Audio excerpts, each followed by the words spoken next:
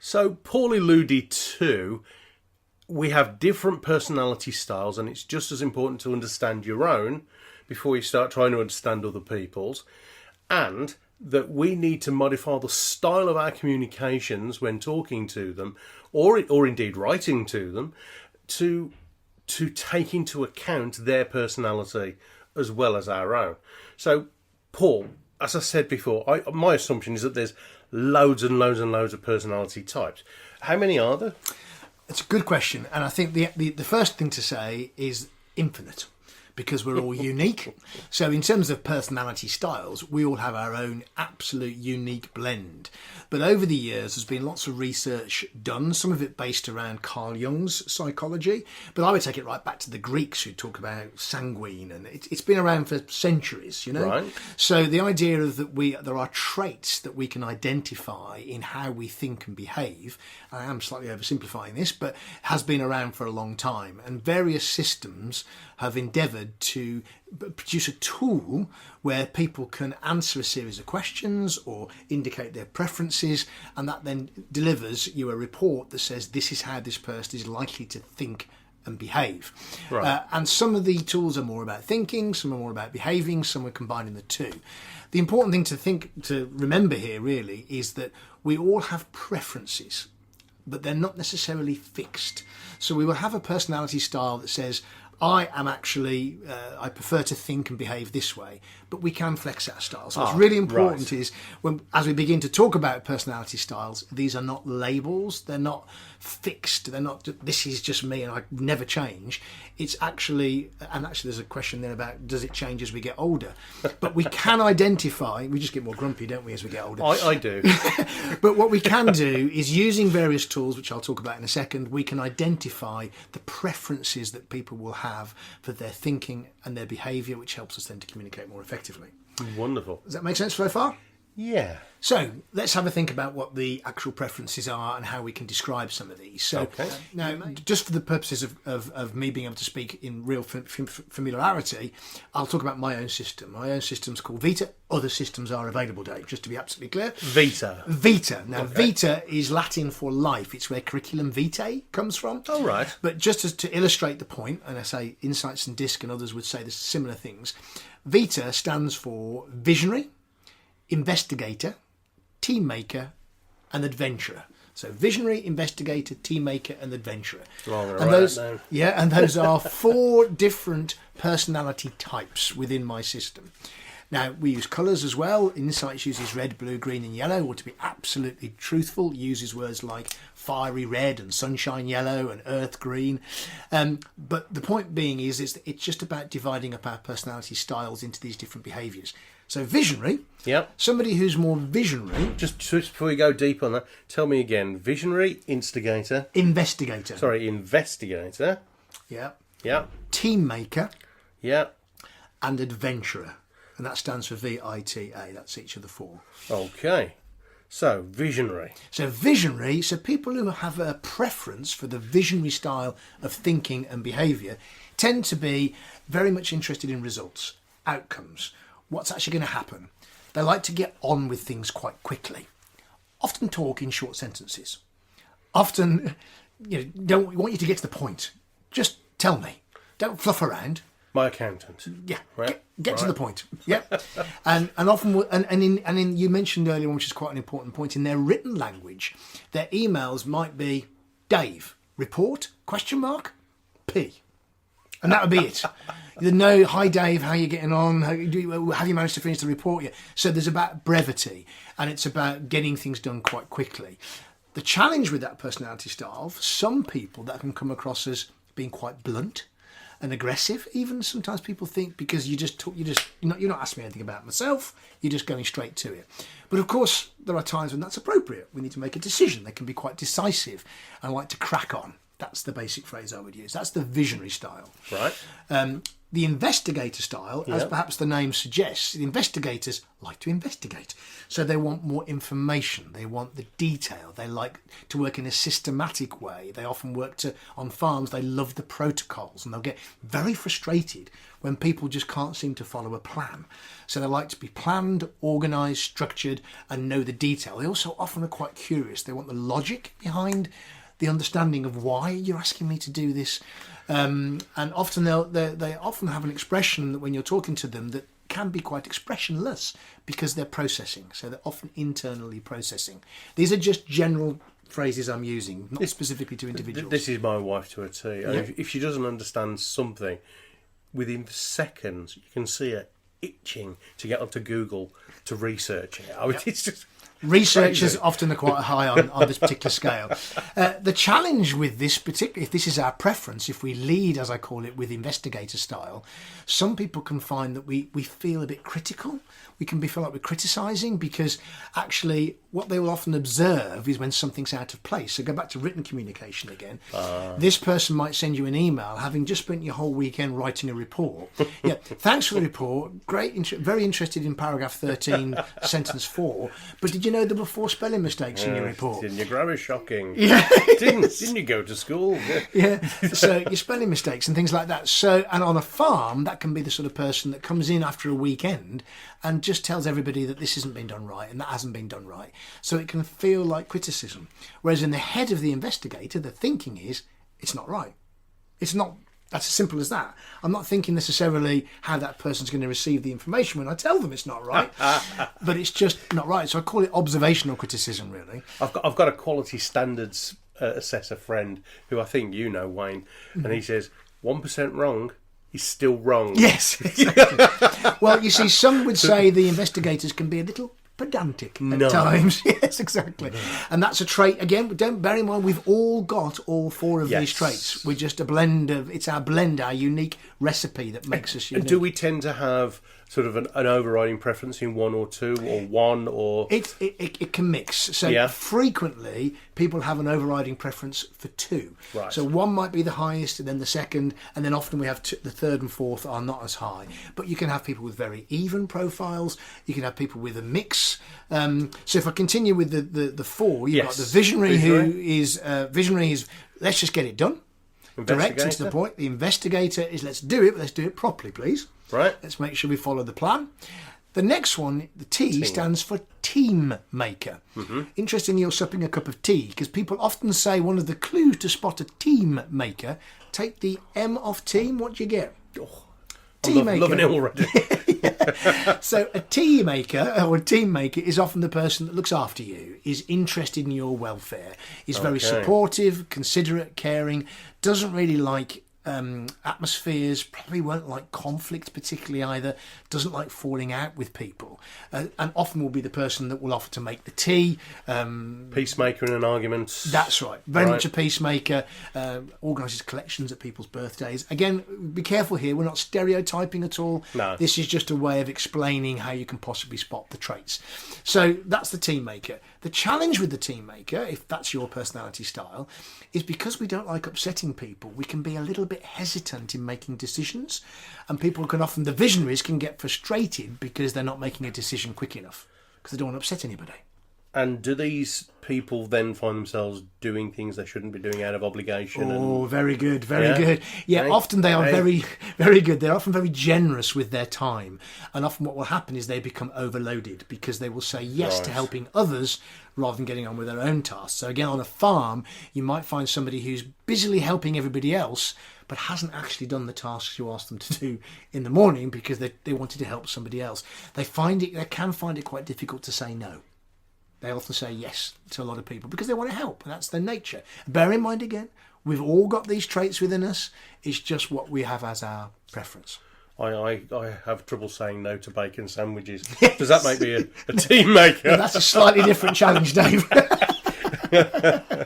Yeah, exactly. That's a different one. That's a dietitian we need to talk to you about. Right, okay. So, and then the final one, which is the A in Vita, stands for adventurer. Okay. So again, as the word suggests, people with the adventurer traits in their personality are often the more sociable, outgoing. They like to take risks. They do actually suffer from a condition, though. Don't ask me Right. about the condition. This is quite serious. Riskovitis. Don't So we? not necessarily. I call it, and this is a flippant comment, okay, but I call it what will often happen. Somebody who has high adventurer preferences in their personality style will often, when you're having a conversation with them, and perhaps you're on the farm when you're talking to them, they'll suddenly say, "Oh, look, there's a squirrel over there." I call it squirrel syndrome.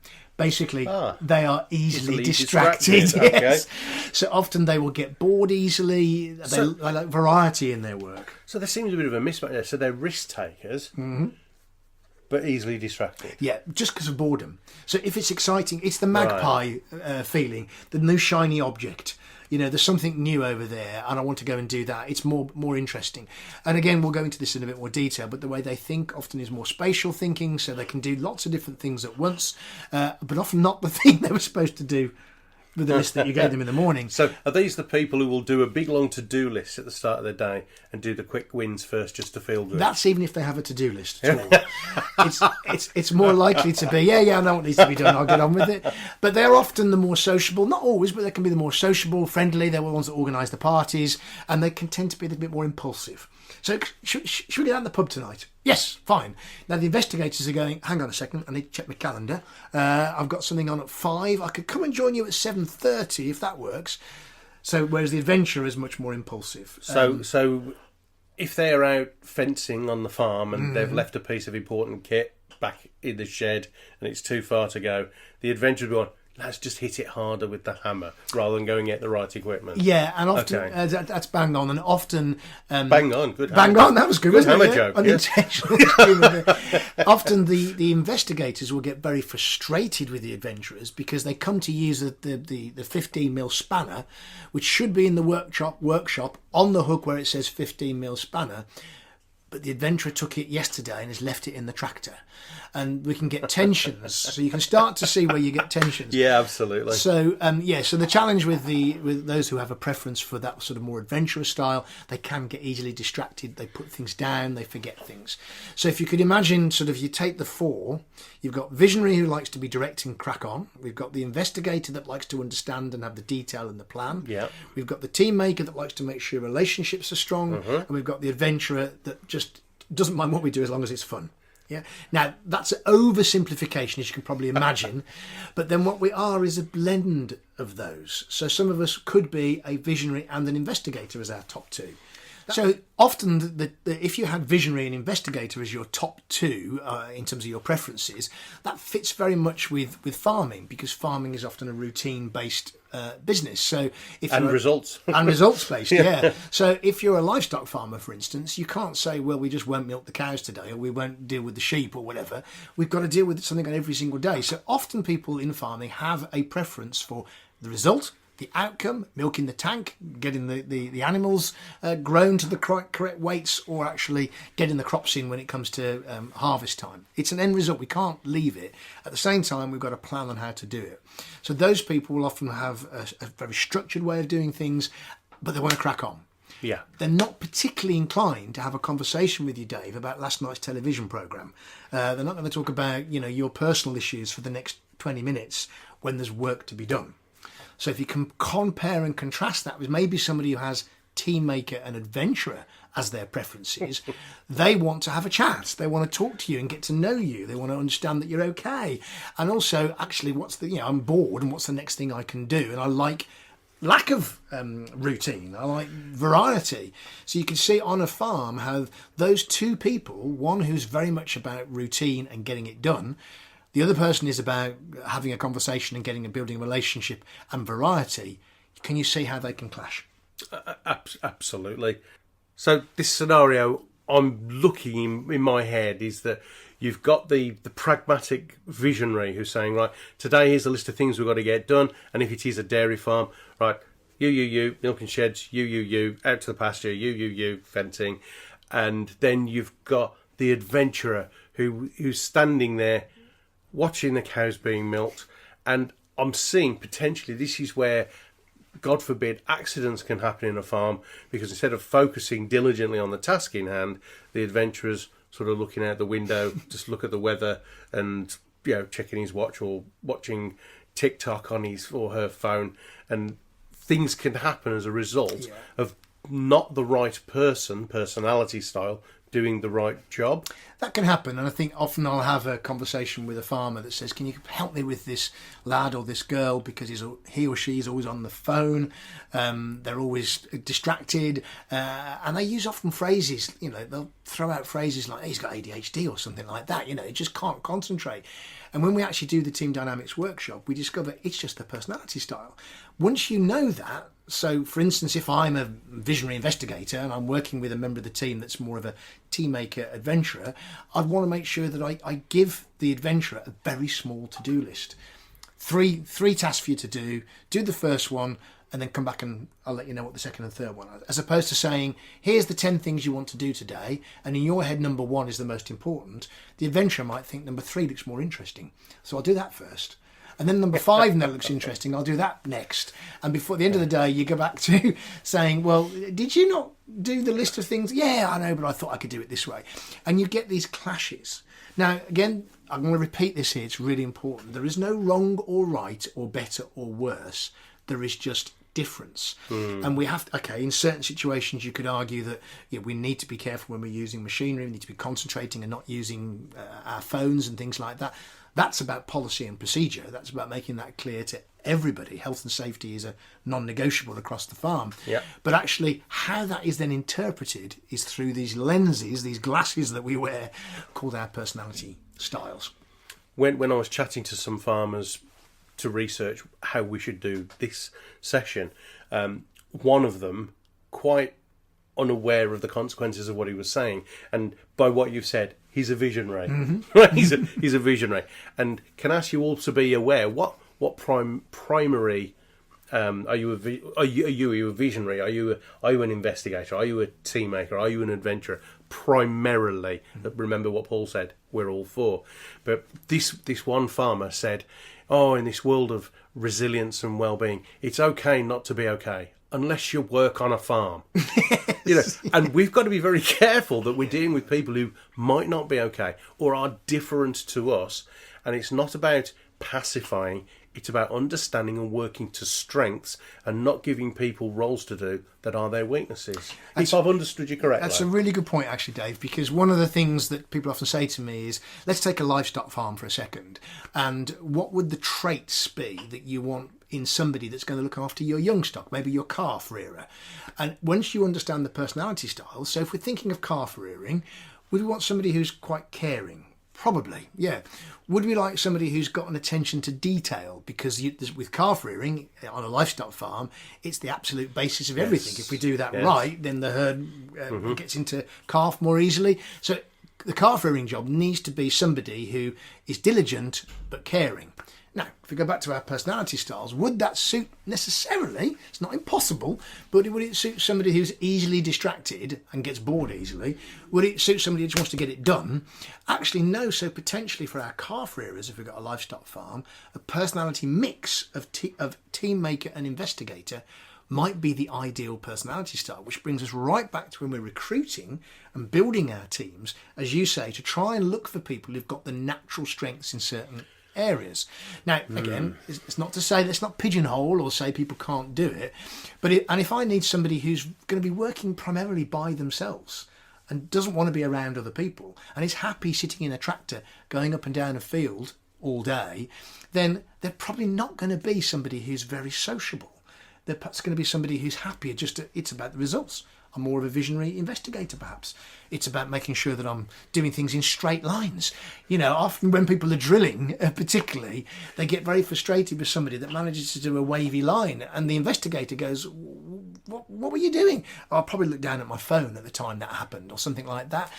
So, we can see the evidence of people's styles in how they work on the farm.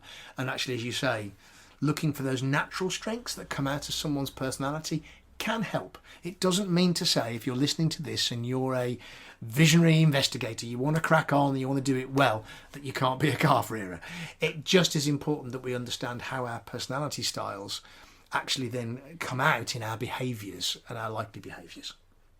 Well, at the risk of asking you a leading question, a lot of the people listening to and watching this will be leaders or managers on a farm. So How about, which of the 4 styles do you think is most suited to the role of the manager and the leader? That's another interesting question, Dave. And often people say to me, is there a particular style that's more suited to leadership? Now, my answer to this is a bit of a politician's answer. It depends, okay? So it depends on the farm itself. It depends on the culture of the farm. So, for instance, if you imagine a family farm or a farm that's run primarily by people who are more of the team maker style, they're primarily more that sort of style. So it's very friendly, it's very warm. The leader there who came in who was very visionary might not work on that farm. Fair point. But might work on another farm with a different set. So first of all, it depends on a number of factors.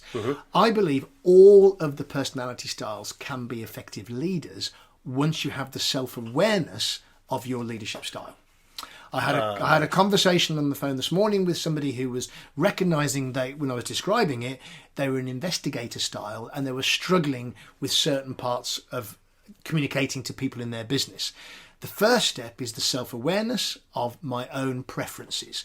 Once you've done that, you can dial up and dial down. So if I am a little bit hesitant, if I'm a team maker, I don't like making decisions, as long as I'm aware of that, I can then say, right, I need to make a decision on this one. Now, I may have to go and speak to a visionary to help me make that decision, but I think all of the 4 personality styles can be good leaders.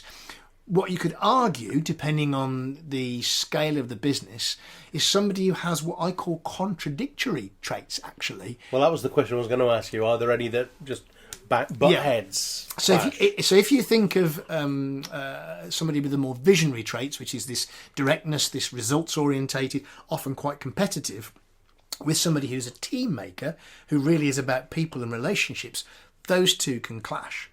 If you then think of the investigator that likes detail and structure and order and planning, with the adventurer that likes creativity and newness and being impulsive, they can clash. But actually, if you think of a leadership trait, somebody who's perhaps more visionary and has team maker as well, I want to achieve results but through people, that can be a very interesting combination. I have met people in farming who do have that, those traits of visionary and enough team maker in their profile to say, it's not all about me, it's about helping people to achieve results with through the team. So the combinations can be quite interesting, and sometimes if we have, as I call it, a foot in each camp, if we're across the different styles, that can often produce the best sort of leader, irrespective of what that combination is. And either in this session or in future sessions, will you be able to help us understand how we can dial up and down? Yes. Because I'm sure there's a big difference. Whenever I work with individuals one-to-one and they have an issue, I always say, well, it's easy to understand things. It's accepting them that's the the thing. So we need to understand and then accept that we need to apply what we've learned if we want to be more effective at communication. So you're going to help us understand how we can dial up the skills that perhaps aren't our strengths. I will. Again. But what I addressed just now is why. Why is it a good idea to be able to do that? Okay. Because obviously for many of us, understanding how is only part of the journey. So why would it be helpful to be able to know how to dial up and dial down our personality styles? Do you know what? It depends. So it depends on your personality style. So if you're somebody who likes results, crack on, get to it type of personality, the more visionary, my answer will be, it will just deliver better results. Simple as. You'll get more out your people, more milk in the tank, a more effective and more profitable farm. That's the reason to do it. And alluding to one of your earlier points about how it all starts in the recruitment process, I'm already now seeing how the value of understanding personality types is almost mission critical in the recruitment process, because I'm thinking of farms just around here where I live in the countryside. They're big fruit and vegetable farmers. We've got one of the biggest strawberry farms in the country just down the road. And I know they have a massive problem recruiting. As a stereotype, there's a lot of young people who wouldn't want to go fruit picking, whereas our generation would have gone, great summer job, easy money, eat some strawberries, but they don't want to. And how a farmer interviewing people to come and work on the farm will be able to understand better if they get it right, Yeah. the strengths, weaknesses, whether they're right even to employ in the first place. Yeah. Is that right? It is. So I'll come back to that in a second. But you're right. There's far more to recruitment, and particularly the challenges you described in the horticultural sector, the lack of access to overseas labour. Yeah. All those are massive contributory factors to why it's difficult. But why we can't get British people to work on any of our farms, to be frank, whether it's horticulture, arable, pork sector, struggling to find people, there is a commonality there of people not wanting to work in agriculture. We'll perhaps address that separately. But just going back to the why should they do this in the first place? Why should you be thinking about personality styles? Yep. So I said for visionaries, it's about because they want to achieve something. If you're an investigator style and you're curious about this, the reason to consider flexing your communication style is to enable you, again, to be able to give clearer instructions to people, to be able to fully understand and make sure that people are following your plans. And what I'm doing here is using more words as well to explain that. So that's an illustration of how you do it, trying to walk my talk here. If you're more of a team maker style, if you feel that's what you lead with, it's about relationships, why should you think about it? Again, it's because you'll build better relationships. You'll build stronger relationships with your team if you're able to talk to them in a language that works for them. So it's about relationships potentially for you. And if you're an adventurer, why should you do this? Why are you interested in perhaps flexing your style? Hey, it'll make it more fun. You'll just have great fun actually trying to get those relationships going, and the atmosphere at the farm will be more positive. So all I've done there is illustrate why our reasons why we do anything also comes from our thinking style and our behavioural style. So understanding that, that's the reason why you should do it, but it would be different for people. Shall I just quickly talk about your issue about why we can't get people to work on farms? Now that, I think, it doesn't necessarily relate to purely to personality styles. One of the challenges we have, just sort of taking a slight tangent for a second, about getting people to come and work in agriculture is a plethora of reasons. But one thing I would say is we as an industry have to own most of them. So what's happening, you said right at the beginning... Shall we roll our sleeves up for the fight now, Paul? Yes, exactly. Come on. And I think where I come from, and this is my opportunity to say this, is that we absolutely need help from government. We know Brexit's made things much more difficult, even though many of us voted for it. We're actually finding it more difficult now to get access to overseas labour. The government are working on that, and we've got various schemes we know that will hopefully help us with that. But I think that we're in danger there, Dave, of shifting the deck chairs on the Titanic. We have to think about what are the underlying reasons why people don't want to pick fruit. What are the underlying reasons why they won't come and work on your dairy farm, or they won't come and drive a tractor for you. And actually, it begins at home. So again, in the conversations I have with people who have perhaps worked on a farm and left, what was it about the farm? We know the biggest reason. I've already told you that one. It was the way we speak to each other. But we have got to think about working conditions. Let me tell you a little story. Yes. Can I tell you a story? Yeah. Love a good story. It's a little story. So when I'm sitting comfortably. So well, sitting's quite appropriate. I'll come to that in a minute. When I first went onto a farm, and I often talk about this when I speak from stage, I had a great meeting with a farmer, and we were in a porter cabin, and I said, can I pop to the loo? Of course, perfectly rational question to ask. And I said, where is it? And his answer was, anywhere you like. And I looked at him with a slightly puzzled expression. I said, sorry, what do you mean? Well, I go behind the building here and he goes over there. Now, you might think, why am I talking about toilets? Actually, I go onto many farms and they don't even have a working toilet for the staff. The staff room is the furniture that was on its way to the tip but managed to end up in the staff room. Yeah. The kettle blows up every time we use it. The microwave is covered in filth and dirt. The cups are broken crockery. If I work in Tesco's, and I go and want to work in McDonald's, I've probably got a half-decent staff room to sit in. I'm probably going to feel safe when I'm there, generally speaking. Now, all of these things I'm talking about are not related to government policy. They're related to our attitude towards staff on the farm. So I have on my website what I call a white paper that addresses 10 foundation stones, things that we've got to do as farmers to attract people into our industry. We know one of it is communicate effectively, but there's so much more that we can do. We've got to think about working hours. We've got to think about pay. There's an industry-wide, market-wide discussion to have about where the profit margins are and can we afford to pay more people. I get all that, but what can we do? What can we, as you say, roll our sleeves up on our own farm?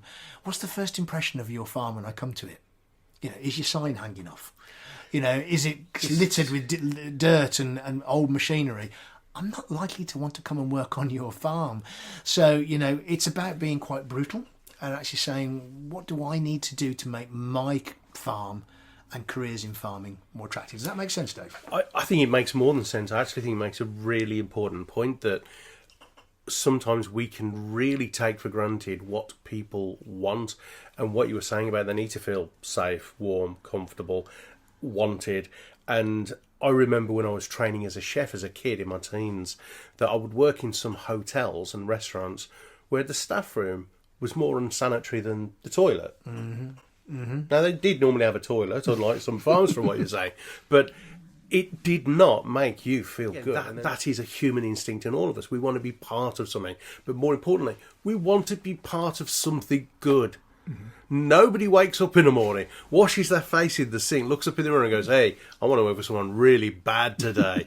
No, I want to be knee deep in mud and have to wee up a tree. No, nobody wants that. So these little things you're talking about don't have to cost the earth, but actually could mean the difference between someone leaving your employment or staying with you, or even starting in the first place. Getting in the first place, because again, what we need to recognise at the moment is the labour market is really competitive. There's often people saying there's a labour shortage. There actually isn't. There's loads of people looking for work. What it is really competitive.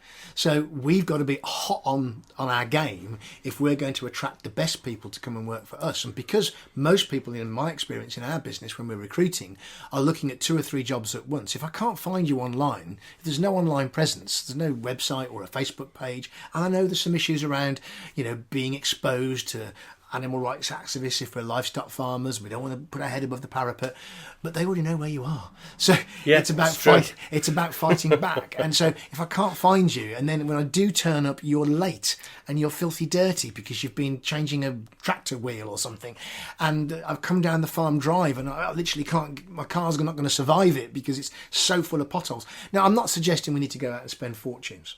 What you said is really important. A kettle, a fridge, just somewhere warm and safe to sit. Yeah. We now have to recognise that the people we now need to employ on our farms, they are comparing us with industries outside of farming.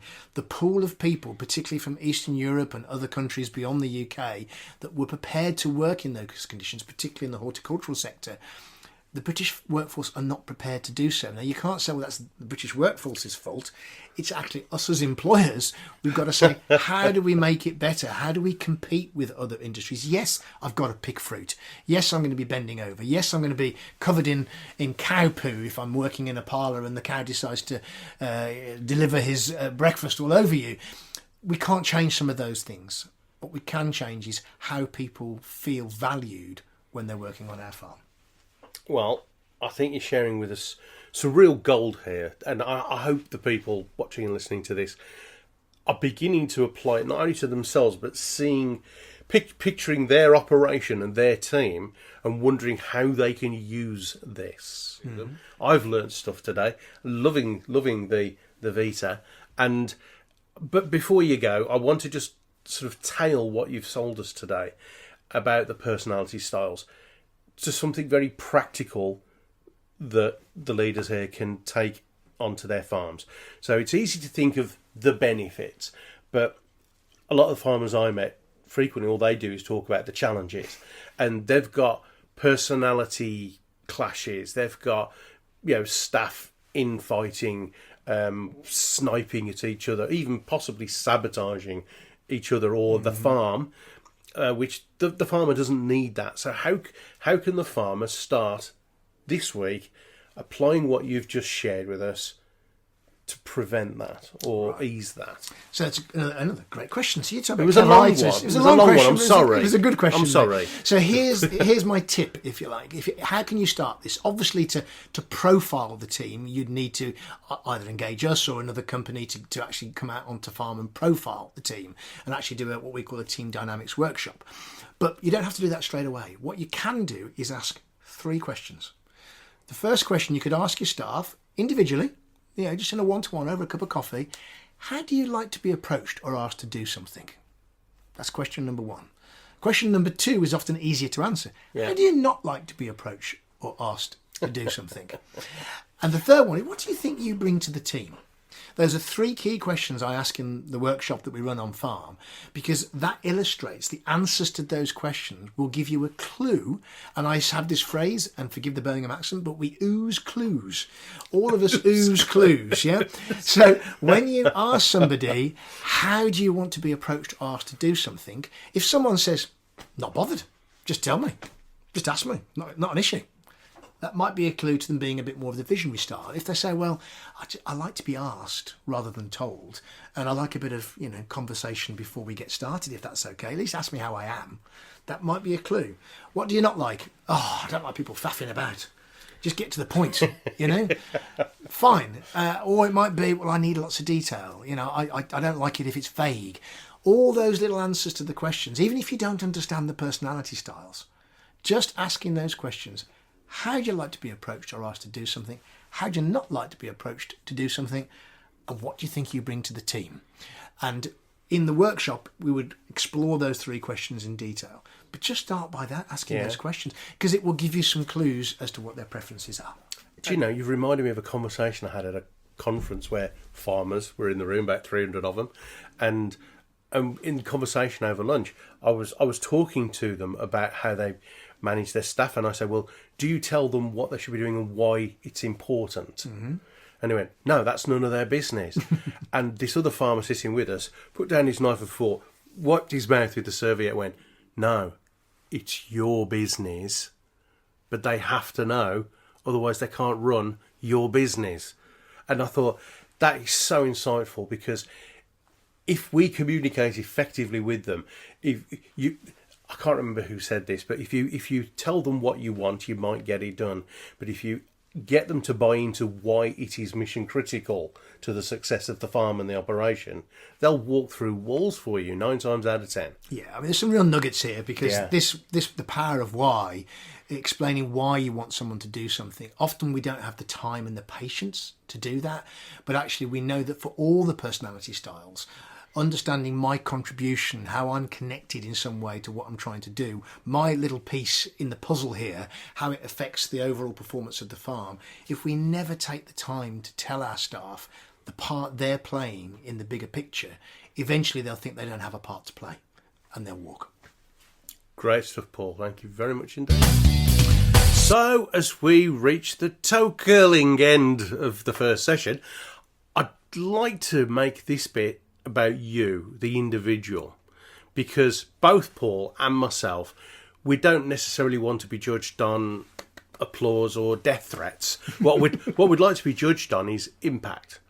So from Paul's session today, what is the one thing in your farming business that you're going to start doing differently to see if it makes a specific difference, a measurable return and difference for you?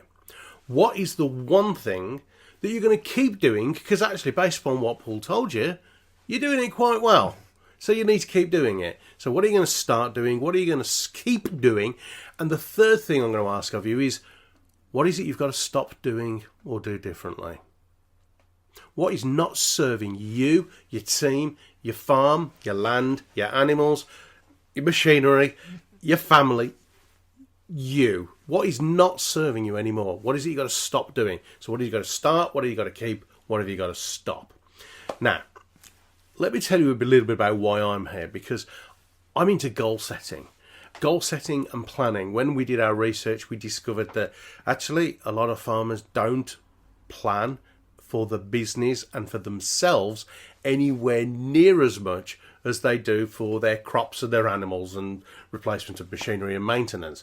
Now, if you don't plan for yourself, why are you doing it in the first place? Why are you doing what you do if you don't know what you want? See where I'm going with this? So it's important that you have a plan for you, your well-being, your personal goals, your holidays, your family time. So I'm going to ask you to consider setting a really big goal for yourself. Now, Paul knows I'm quite an advocate of massive goals, and there's going to be a whole section on how to set goals. But between now and the next session, I'm just going to give you one thing to... Sorry, one. I'm not. I'm going to give you two. Two things to consider doing. Number one is called the third of 1% rule, which equates to just 5 to 10 minutes a day picking on something that you've been putting off doing. It might be understanding Vista in your team, or your family, or your mates down the pub. It might be, you know what, let's build a proper toilet, or have some mobile toilets that we can take out to the fields on site. Or it might be having a staff room instead of like the shed end of the shed. And whatever it is, what is it you're going to do? What is it you're going to do that in 5 to 10 minutes a day you could get it done? And the reason it's called the third of 1% rule is because pro rata over time, if you were to do only, my friends, 5 to 10 minutes a day doing the thing you've been putting off doing, the average productivity over a year goes up well in excess of 112%. I've had 2 maths professors work that out because there's compounded effectiveness over the long period of time. So, if you want to increase your productivity, happiness, welfare, retention of staff by 112%, why don't you do something for 5 to 10 minutes a day? That increases your productivity by a measly third of 1%. Remember, that compounded over time leads to massive growth and development and productivity. Would you give 5 to 10 minutes a day? Don't tell me you haven't got 5 to 10 minutes a day, because you're listening to Tina Turner in the cab. Yeah, aren't you? Yeah, I know. It's from the 80s. Put it down. Get up to date with your music. So it's no good not doing something. Otherwise, why are you listening to this? It's a waste of your time and, to be frank, Paul's and my time. So if we're going to do this, if we're going to stay together for a year and we're going to push and challenge each other appropriately to get things done, 5 to 10 minutes a day. Be proactive. Get stuff done. The second thing I'm going to ask you to consider doing is something that I am, when I say deeply passionate about this, borderline obsessed. Paul's hung around with me a few years. He's heard me bang on about this relentlessly. Some of you will remember, especially if you were younger and used to watch sport on the television, you'll remember an athlete called Chris Akabusi. Chris Akabusi MBE. Now, Chris was a 400 metres relay legend for Team GB. He was part of the team that beat the so-called Invincibles, the American relay 400 metres team, who I think, if I remember rightly, hadn't been beaten in nearly 9 years. And they were called the Invincibles. Chris Akabusi and his colleagues, they smashed them out the ballpark. And Chris then went on to become fame, fortune, businesses. I asked him when I interviewed him one specific question that has changed my life with his answer.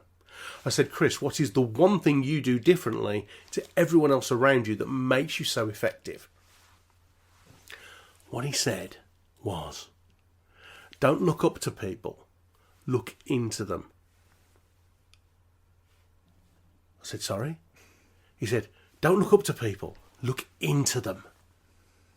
Well, that sounds good, but I'm from Birmingham, what does it mean? He said, honestly, Paul, I've really... And he says, right. He said, if you want to truly understand, take yourself from there to there, like that. He says, don't go to average people for your information. Go to people at the very, very top of the food chain. So don't read books by average people. Don't go on average courses.